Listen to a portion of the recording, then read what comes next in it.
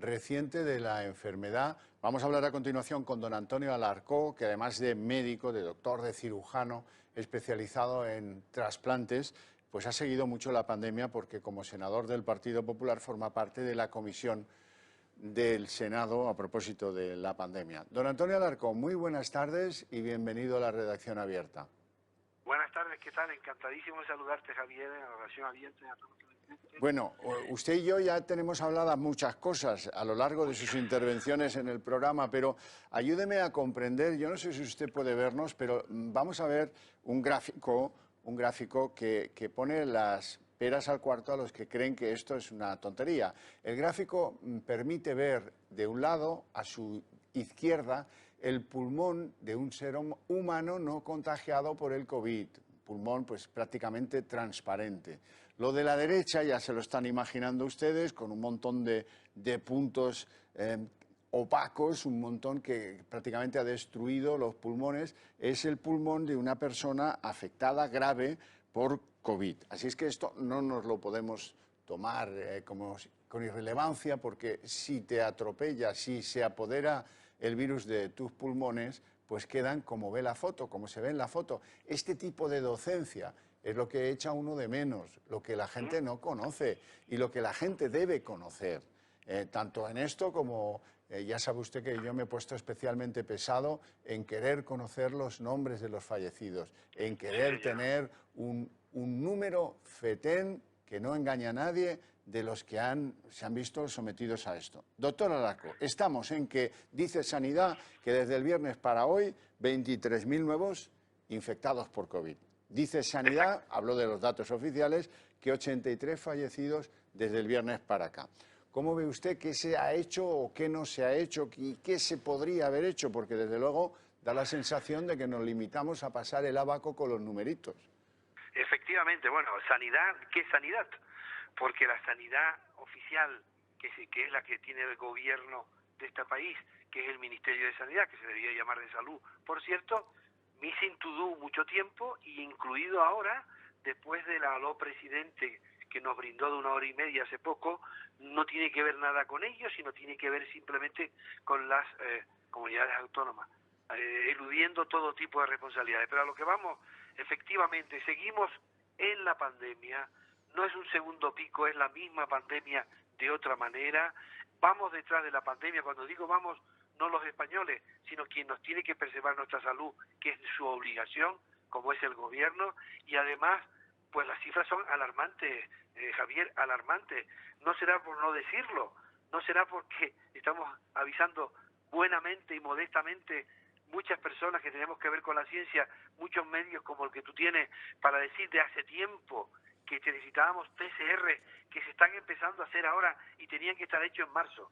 Y la imagen que ha puesto es evidente. Esto es un tema muy serio. Es verdad, y hay que decirlo a la vez, que el 80% sigue siendo una evidencia científica que son leves, pero que el resto, hasta el 100%, son cuadros que se pueden convertir en gravísimos, y que las imágenes radiográficas del pulmón o del escáner o de la resonancia son terribles.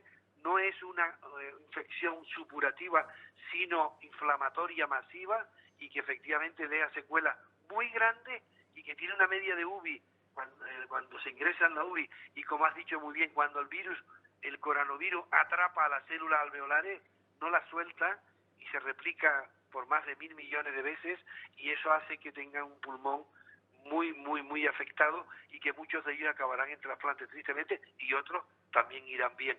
Y eso es lo que está pasando. Seguimos detrás del virus, corriendo detrás de él en vez de delante para que no nos pase. Y cuando digo seguimos así, es que las medidas que se están tomando han sido también tardías, el gobierno missing to do, como digo. Y le voy a dar un dato curioso, llamativo, que no tiene que ver nada con la ideología, ni mucho menos, porque esto es un problema técnico fundamentalmente, que tienen que ejecutar políticos, es verdad, pero que es desde el primer día que se fue Pedro Sánchez de vacaciones, el primer día, hasta el último que se fue, que se incorporó en teoría, ha habido 100.000 infectados más. Eso es lo que digo. Y el gobierno de vacaciones. Bueno, ha puesto usted el dedo en la llaga de muchas cosas que había comentado yo hace un poquito. La falta de interés por los efectos secundarios de los tratamientos agresivos dados en hospitales, por ejemplo, con Remdesivir o, por ejemplo, con hidroxicloroquina. ¿Cómo es posible que un país avanzado, un país con contraste, con colegios de médicos, con especialistas, con virólogos, con lo que usted quiera decir, no parece que tengan interés en explicar a la población que están preocupando y mucho los efectos secundarios? Bueno, no lo entiendo. Sin duda, No lo sin entiendo. duda.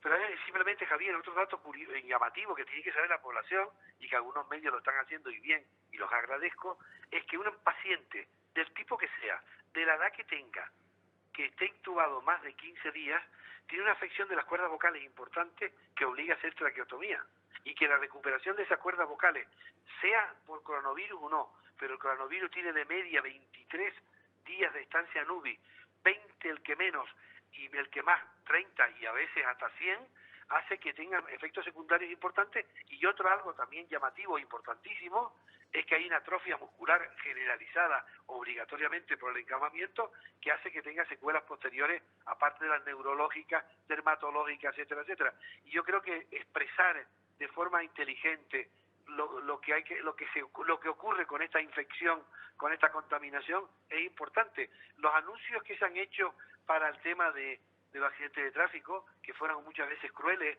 pero fue muy importante porque se ha reducido de forma drástica lo que son las muertes por accidentes de tráfico. Tenemos 1000 y algo al año, que son muchas, pero pasamos de 5000. Creo que es importante comunicarlo y decirlo.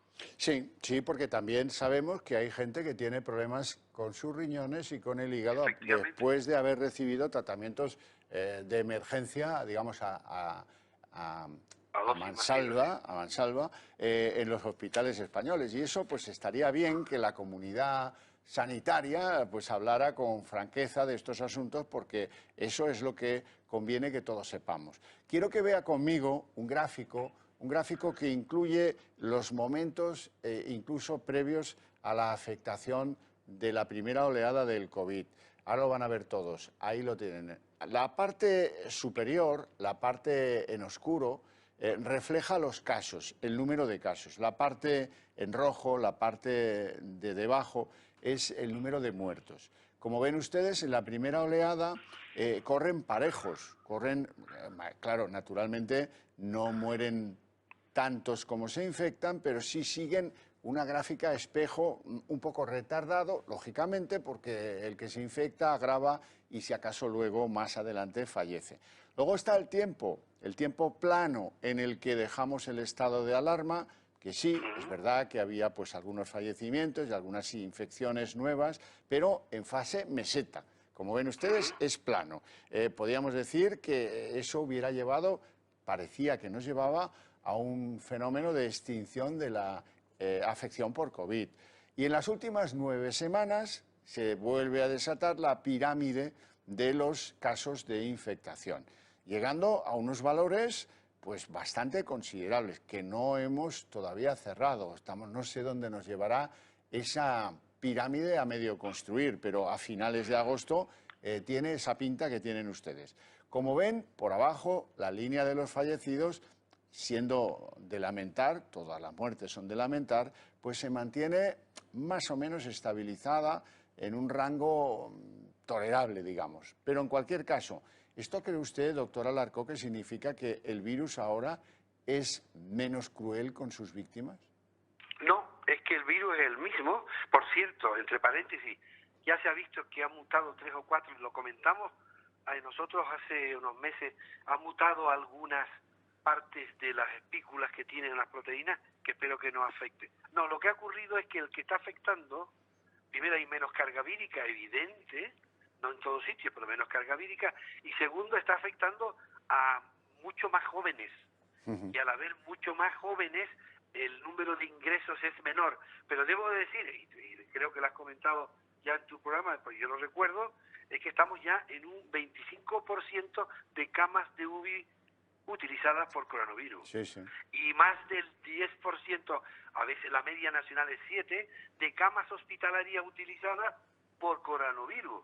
Lo que significa que eso sí que es grave, que ocurrió con el 8M, que el colapso sanitario, si no se toman medidas y ya está siendo tardía, otra vez podemos vivir un colapso sanitario que sería imperdonable. Por cierto, también, tú lo has hecho en su momento, pero no se está hablando del número de fallecidos, pero sigue aumentando y el número de fallecidos es peligrosamente acercándose a los 50.000. Sí, sí. En el último fin de semana, del viernes a hoy, 83 reconocidos por el Ministerio de Illa, que es un poco reacio a reconocer los fallecimientos. Pero bueno, esos son los datos. Déjeme preguntarle otra cosa. A propósito de ese gráfico que hemos visto, que es muy explicativo, si lo comparásemos con otros países, veríamos, por ejemplo, el caso francés, que es que también han aumentado de forma importante los infectados. Sigue la fase de los fallecidos la misma tónica que en España, muchísimos menos, pero haylos. Y luego hay sorprendentes otros casos de comparación. Por ejemplo, el caso italiano, que es un calco del caso español con un traslado de fechas, pero que ahora está en una línea de infectación infinitamente mejor que la de España. Yo que me alegro por ellos, pero en cualquier caso, ¿qué puede explicar esa diferencia de cómo el COVID trata a los italianos respecto de los franceses y españoles? Bueno, muy sencillo. Italia, que era paralelo, efectivamente. Italia, la primera parte de la infectación fue terrible, irresponsable por parte de las autoridades políticas. Por cierto, el presidente de gobierno pidió perdón, solamente no con a los presidentes, sino pedir perdón por las medidas que se habían tomado. Es que hizo PCRs masivos. Hizo y diagnosticó al coronavirus positivo supercontaminante asintomático hace tiempo. En estos momentos el número de infectados o de contaminados en España está producido por los propios españoles, por nosotros, porque el virus está entre nosotros no detectado, porque se ha hecho, llamaron masivos en un momento determinado lo que hizo el gobierno, no sabíamos lo que era masivo. Seguimos necesitando, y lo está haciendo ahora las comunidades autónomas, empresas privadas, etcétera, etcétera, mecenazgo, PCRs, porque necesitamos ver el asintomático. El virus está con nosotros, al lado. Y lo que hacemos es que nos contaminamos entre nosotros porque no se ha ido, porque el asintomático positivo sigue sin aislarse. Y Italia, que tuvo errores importantes, en estos momentos acabas de contar que está teniendo resultados muy positivos dentro de la tragedia que empezó en Milán, porque hizo test masivo en su momento, no test chinos falsos que no eran correctos, sino que engañaban, sino test correctos, que hace que aisló con mucho más aumento de gente, de personas, a los positivos asintomáticos, que es el riesgo número uno que tiene este país, no los que vienen de fuera, que viene un 5% contaminado. Bueno, don Antonio Alarcó, le agradezco mucho su presencia y sus opiniones en el programa, le deseo mucha suerte a usted y a su entorno, y a ver cuándo nos viene a visitar personalmente, que tengo ganas de verle. Encantadísimo, yo también tengo muchísimas ganas de estar ahí. Un abrazo muy fuerte. Un placer, muchas un abrazo gracias. fuerte. Bueno, y hasta aquí, digamos, lo pandémico. Luego volveremos